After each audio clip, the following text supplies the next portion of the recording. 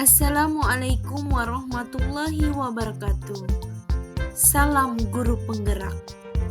Perkenalkan, nama saya Rahmita Solihat, Sarjana Pendidikan, Magister Pendidikan, Guru SD Negeri 83 Palembang, calon guru penggerak Angkatan 10.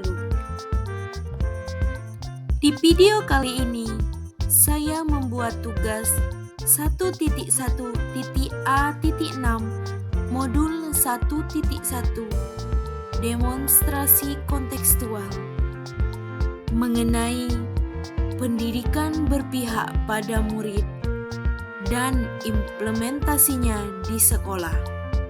Selamat menyaksikan.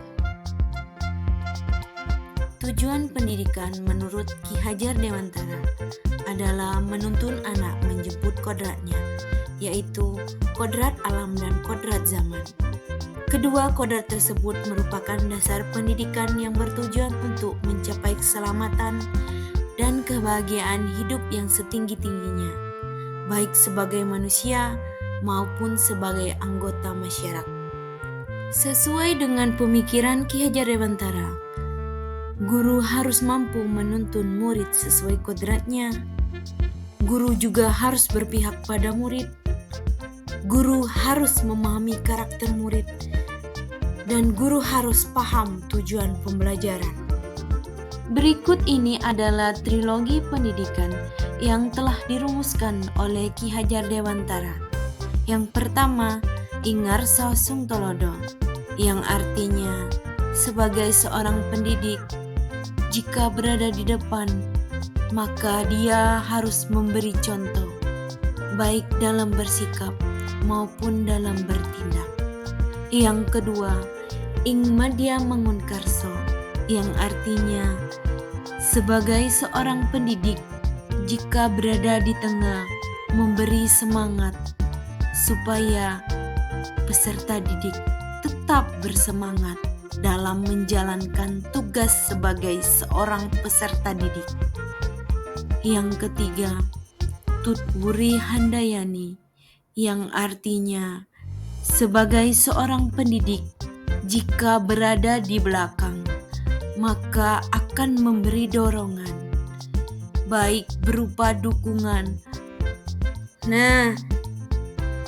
Dengan memahami dan menerapkan trilogi pendidikan yang telah dicetuskan oleh Ki Hajar Dewantara, sebagai seorang pendidik mampu menciptakan pendidikan yang berpihak pada murid dengan cara berikan kemerdekaan pada murid. Biarkan murid berpikir kreatif dan inovatif supaya mereka dapat mengembangkan ide sesuai minat dan bakat mereka. Kemudian, sesuaikan dengan profil murid dan perkembangan zaman.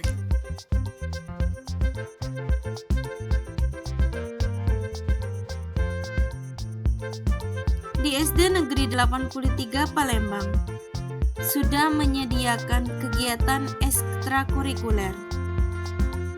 Berikut adalah ekstrakurikuler yang ada di sekolah saya, yaitu Ekskul Pramuka, Ekskul Hadro, Ekskul Futsal, Ekskul Tari, dan Ekskul Pencaksilat. Kegiatan ekskul ini diperuntukkan untuk siswa supaya mereka dapat mengembangkan keterampilan mereka sesuai minat dan bakat mereka, sehingga pendidikan bisa berpihak pada murid. Selain itu juga di SD Negeri 83 Palembang telah membiasakan penanaman karakter dan budi pekerti melalui kegiatan piket guru untuk membudayakan budaya 5S setiap hari. Berdoa sebelum memulai dan selesai pembelajaran. Yang ketiga, pembiasaan Jumat Imtak, Jumat Sehat, dan Jumat Bersih. Kemudian pembiasaan harian murid untuk kebersihan ruang kelas. Hal ini dilakukan supaya mereka dapat menumbuhkan nilai karakter dan budi pekerti mereka. Di SD Negeri 83 Palembang, kegiatan pembelajaran yang dilakukan secara bervariasi. Yang pertama yaitu bermain sambil belajar. Tujuan dari bermain sambil belajar supaya anak dapat menciptakan pembelajaran yang menyenangkan. Yang kedua, belajar di luar sekolah. Tujuan dari belajar di luar sekolah supaya anak tidak bosan terus belajar di dalam kelas. Yang ketiga, memanfaatkan LCD sebagai media belajar. Tujuan dari memanfaatkan LCD sebagai media belajar supaya anak dapat melihat media secara bervariasi.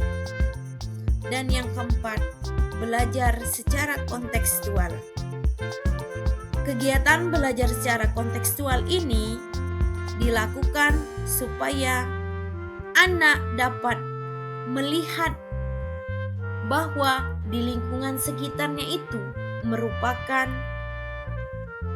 media yang dapat dijadikan sebagai pembelajaran. Namun, di dalam suatu pembelajaran, khususnya di Sekolah SD Negeri 83 Palembang, masih terdapat tantangan, baik yang berasal dari murid maupun yang berasal dari guru. Berikut adalah tantangan yang berasal dari murid, yaitu kurangnya minat siswa terhadap pembelajaran. Sedangkan tantangan dari guru, yaitu pemahaman guru terhadap pendidikan yang berpihak pada murid belum maksimal. Berikut adalah solusi untuk menghadapi tantangan yang ada di sekolah saya. Yang pertama, menggunakan model dan media pembelajaran yang bervariatif agar murid lebih nyaman saat belajar di kelas.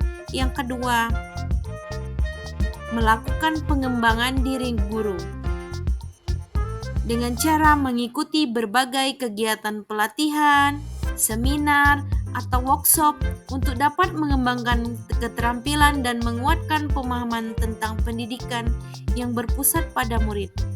Yang ketiga, guru tidak boleh bosan dalam memberikan contoh teladan yang baik kepada murid.